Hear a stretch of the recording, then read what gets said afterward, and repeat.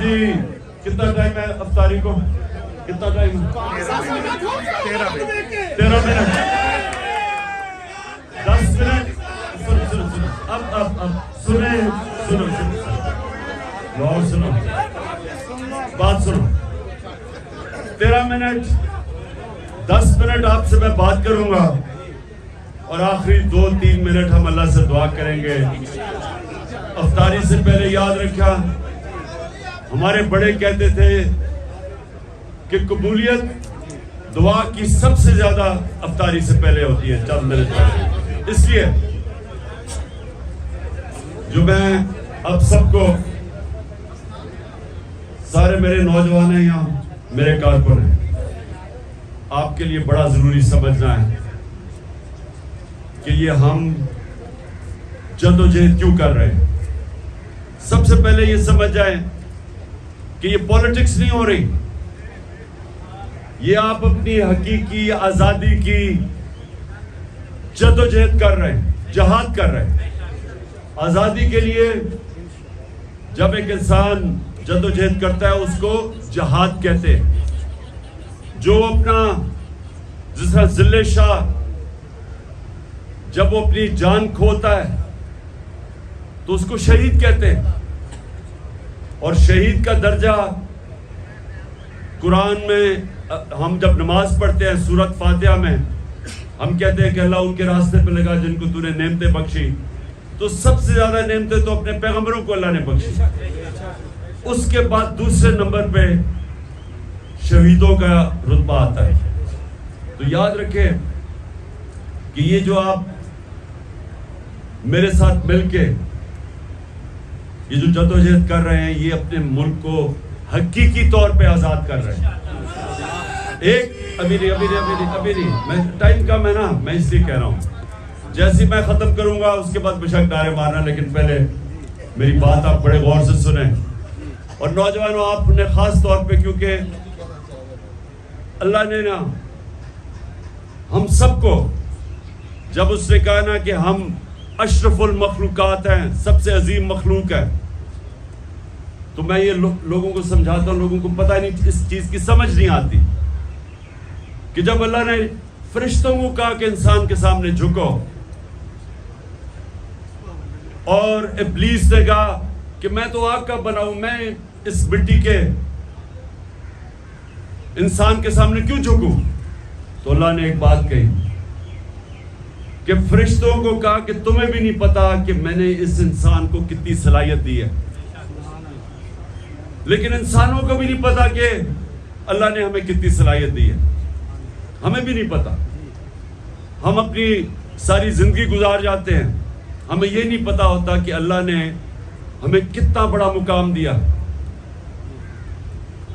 جو مولانا رومی کہتا ہے کہ جب اللہ نے تمہیں پر دیے ہیں تو زمین پہ کیوں رینگ رہے ہو.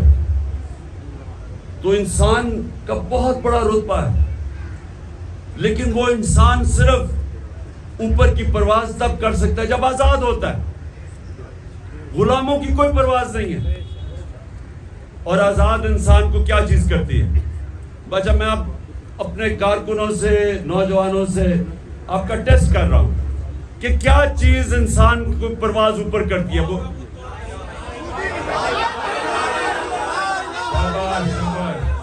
لا الہ الا اللہ, کوئی نہیں ہے خدا سوائے اللہ کے. یعنی کہ ہم کسی کے سامنے نہیں جھکتے سوائے اللہ کے. یہ انسان اپنی آزادی کا دعویٰ کرتا ہے کہ میں آزاد ہوں, اور آزاد کی پرواز ہے اوپر. اور میرے نبی صلی اللہ علیہ وسلم نے مدینہ میں وہ عرب جن کی کوئی حیثیت نہیں تھی, 2 سپر پاورز تھی دونوں طرف, عربوں کی کوئی حیثیت نہیں تھی. انہوں نے چند سالوں میں انہی عربوں نے دنیا کی امامت کی, ورلڈ لیڈرز بن گئے. لا الہ الا اللہ کا میرے نبی نے ان کو دل میں مطلب سمجھا دیا, آزاد کر دیا.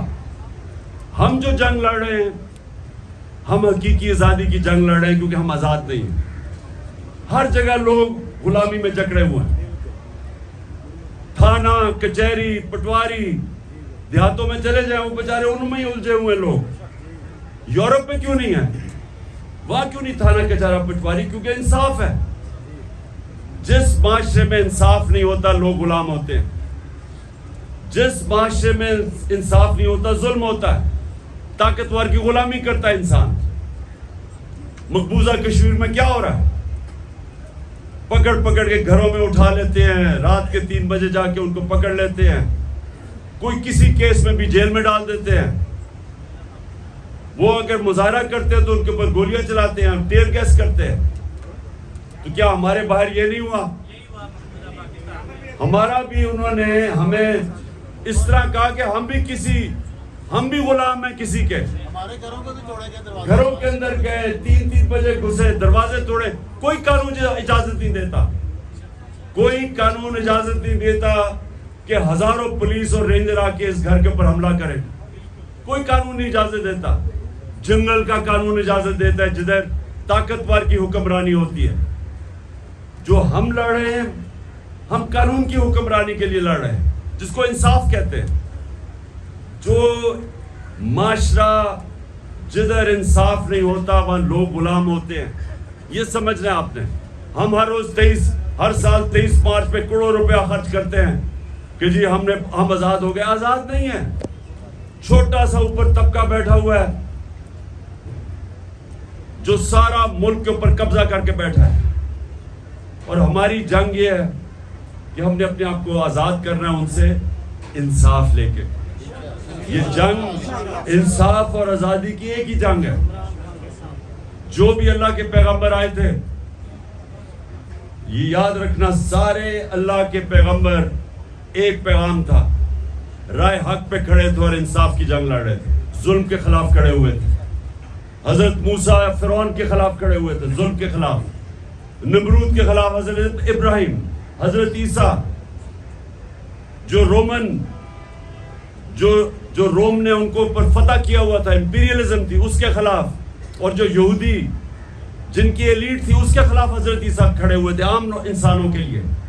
और हमारे नबी सल्लल्लाहु अलैहि वसल्लम, मक्का के कुरैश उनके जुल्म के सामने खड़े हुए थे, क्योंकि वो उनको आजादी राय नहीं दे रहे थे, उनको बोलने की आजादी नहीं दे रहे थे।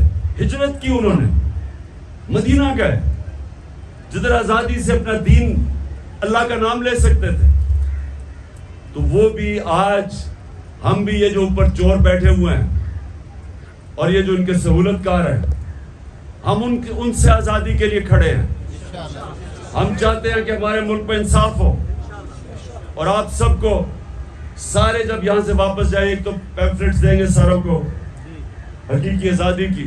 आपने तैयारी रखना है, मैंने आपको कॉल दूंगा और फिर सारे पाकिस्तान में हमने बाहर निकलना है पुरअमन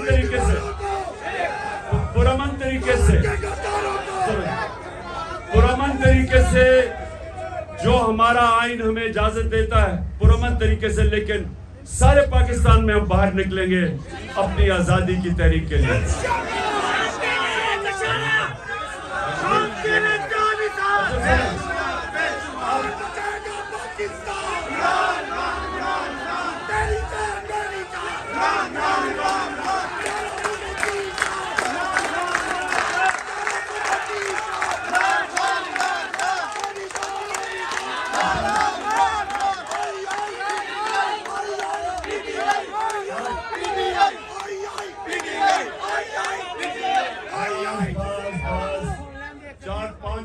रोजे के साथ सुनिए आप। अब आखिरी चीज सुने जरा। अब नौजवानों, आपके लिए आखिरी चीज, जो आपने एक और बात सुनी, मेरी आखिरी बात, और मैं सारे नौजवानों को आप बता रहा हूं, ये कभी मेरी बात ना भूलना। माशरे में जो इज्जत है, इज्जत सिर्फ अल्लाह देता है। कोई जितना मर्जी तुम पैसा कमा लो, जितना मर्जी दौलत कमा लो, लेकिन जरदारी और नवाज शरीफ को इज्जत नहीं मिल सकती। بلکہ اوپر والا عزت دیتا ہے. پیسے سے نہیں خرید سکتے عزت. اور جب وہ کسی کو ذلیل کرتا ہے اس کے اعمال پہ کرتا ہے. پیسہ نہیں بچا سکتا آپ کو ذلت سے. تو جو انسان کو سب سے زیادہ اللہ نے عزت دی وہ کون تھے؟ محمد مصطفیٰ صلی اللہ علیہ وسلم.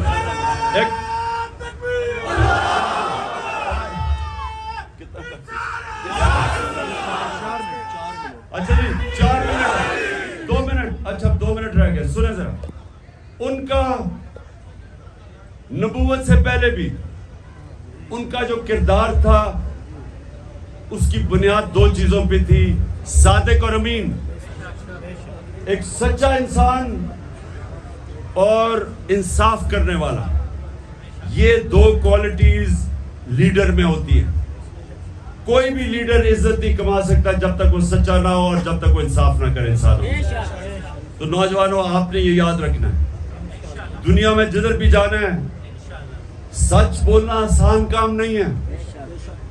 کئی دفعہ آپ کو شارٹ کٹ نظر آئے گا کہ جھوٹ بول کے میں ادھر سے بچ جاتا ہوں, لیکن آپ اپنے آپ کو کمزور کرتے ہیں. جب سچ بولتے ہیں تو سچ کے لیے آپ کو دلیر ہونا پڑتا ہے, کھڑا ہونا پڑتا ہے. کئی دفعہ جو کہتے ہیں نا ظالم حکمران کے سامنے سچ بولنا ایک اللہ کو سب سے زیادہ چیز پسند ہے.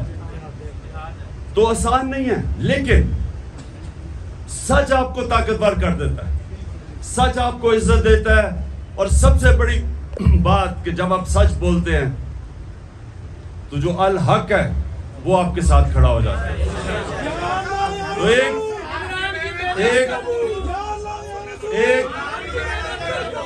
ایک سچا آدمی سب پہ حاوی ہو جاتا ہے. میں ایک آپ کو بس آخر میں ختم کرتا ہوں کیونکہ روزہ کھلنے والا ہے.